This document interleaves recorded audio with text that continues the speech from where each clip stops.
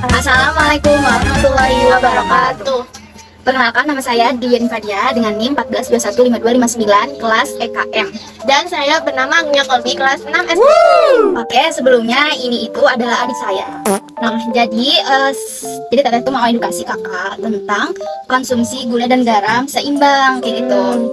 Nah, sebelumnya kakak kalau sehari itu suka makan gulanya itu berapa sendok? 1 sendok. 1 sendok. Emang iya? Enggak, 3 sendok. Nggak salah. 3 sendok. Oke, tadi kan kamu bilangnya 3 sendok ya. Itu 3 sendok buat bikin teh manis kan? Nah, tapi sehari-harinya kamu juga suka jajan kan? Kayak makan wafer-waferan, terus jajan-jajan yang lain, minum kemasan-kemasan kayak teh pucuk gitu-gitu kan. Nah, itu berarti sehari nggak cuma 4 sendok kan? Nggak cuma 3 sendok, bisa lebih kan gulanya. Oke, sebelumnya kakak tahu nggak anjuran konsumsi gula itu per orang berapa? Nggak tahu. Oke, jadi anjuran konsumsi gula itu menurut Kemenkes ya, nomor 30 tahun 2013 itu 4 sendok makan atau 50 gram per orang per hari, kayak gitu Kak. Nah, ini tuh setara dengan 10% dari total energi harian kita gitu. Nah, jadi kan kalau misalnya tadi minum teh manis, kamu udah nuangin 3 sendok terus belum ditambah-tambah sama makanan yang lain atau minuman kemasan lain kan, itu pasti udah lebih kan ya, udah lebih dari 50 gram per harinya. Nah, itu jadi sebenarnya kebutuhan gula itu buat apa sih? Sumber energi kita gitu, kayak aktivitas kita kayak gitu. Itu energi itu tuh buat kita bisa beraktivitas tiap harinya kayak gitu. Nah, terus kalau misalnya garam, kamu tahu nggak apa anjuran konsumsi garam tuh perharinya berapa? Nggak tahu. Nah, kalau misalnya garam itu 1 sendok teh garam atau 5 gram per orang kayak gitu. Ini juga sama kayak misalnya makanan-makanan kemasan kayak yang mie instan. Itu mie instan pasti garamnya itu kalau 3/4 sendok teh garam kalau nggak salah ya. Itu tuh udah lebih, sementara anjurannya itu hanya 1 sendok teh garam atau 5 gram per orangnya. Nah, dari riset kesehatan itu tingkat konsumsi gula, garam, sama lemak di masyarakat Indonesia itu meningkat setiap tahunnya dikarenakan kebanyakan masyarakat Indonesia itu sukanya yang manis-manis, sukanya yang asin-asin kayak gitu. Jadi nggak kira-kira kalau perharinya tuh bisa melebihi batasan anjuran konsumsinya gitu. Makanya banyak kan ya masyarakat Indonesia yang berpenyakit kayak, kalau misalnya gula, kakak tahu nggak penyakit gula itu apa aja? Kalau misalnya gara-gara gula. Nah, kalau penyakit gara-gara gula itu kayak obesitas, yang badannya gendut. Nah, badannya gendut yang gendut banget lah pokoknya, obesitas. Nah, itu kan dia karena mengonsumsi gula berlebih. Nah, makanya menyebabkan beresiko obesitas, sehingga menyebabkan adanya penumpukan lemak etopik di dalam otot. Nah, kemudian menyebabkan adanya resistensi insulin. Nah, ini yang kemudian menyebabkan diabetes mellitus tipe 2. Udah obesitas, terus kena diabetes mellitus juga. Terus gula juga bisa menyebabkan kanker. Terus gula juga bisa menyebabkan kerusakan gigi, kayak kerusakan gigi. Biasanya anak kecil kan suka makan coklat, ya kan? Coklat, terus makan makanan manis, makanya bisa menyebabkan kerusakan gigi kayak gitu. Jadi kita harus mengurangi konsumsi makanan yang menyebabkan kerusakan gigi tadi kayak gitu. Kayak apa? Coba kakak sebutin yang menyebabkan kerusakan gigi. Makan kayak gimana? Manis. Ya, modelnya kayak apa? Sebutin contohnya. Coklat. Nah, bagus kayak gitu ya kak ya. Nah, terus kalau misalnya garam, kita mengonsumsi garam berlebih juga itu menyebabkan kadar natrium dalam darah kita itu meningkat. Dampaknya, ginjal tidak mampu mengeluarkan racun dalam tubuh, sementara natrium bersifat menarik dan mengikat air sehingga volume cairan tubuh akan meningkat kayak gitu kalau misalnya mengonsumsi garam berlebih. Nah, kalau mengonsumsi garam juga penyakitnya kakak tahu nggak apa aja kira-kira? Nah, penyakitnya itu hipertensi. Hipertensi itu apa sih? Hipertensi itu tekanan darah yang tinggi. Nah, efek buruk dari konsumsi garam berlebih itu menyebabkan hipertensi. Nah, volume darah akan naik sehingga jantung akan bekerja lebih keras. Hal ini menyebabkan hipertensi dan otot jantung menebal.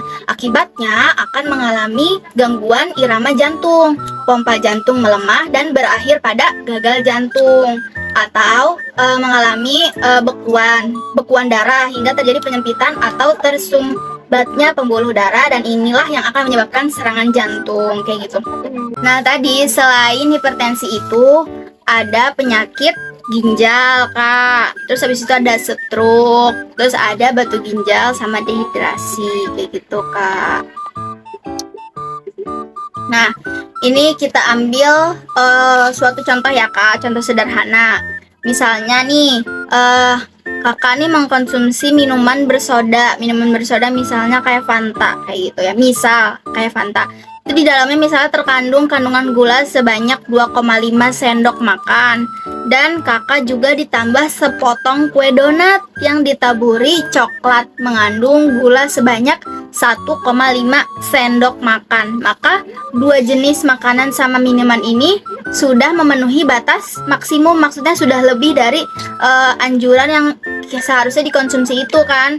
Nah, kan udah memenuhi batas maksimum seseorang dalam konsumsi gula perharinya. Yaitu tadi berapa kak? Perharinya itu harusnya anjurannya kalau mengonsumsi gula 4 sendok.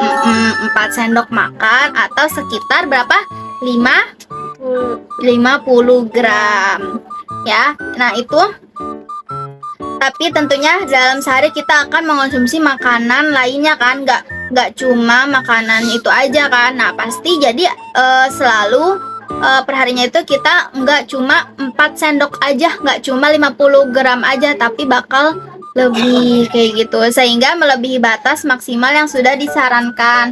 Nah ini akan berdampak buruk bagi kesehatan kita untuk jangka panjang kayak gitu.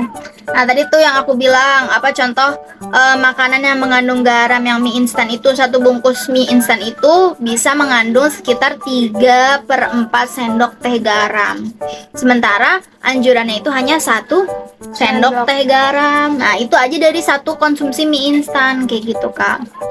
Nah nih aku akan ngasih tahu tips mengurangi konsumsi gula dan garam. Yang pertama, kita itu harus baca label makanannya.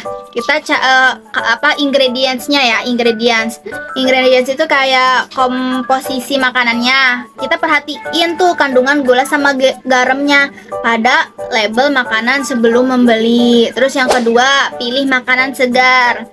Kita konsumsi lebih banyak buah-buahan, sayur-sayuran, dan protein tanpa lemak. Nah, habis itu yang ketiga, batasi konsumsi makanan olahan. Makanan olahan umumnya tinggi gula dan garam.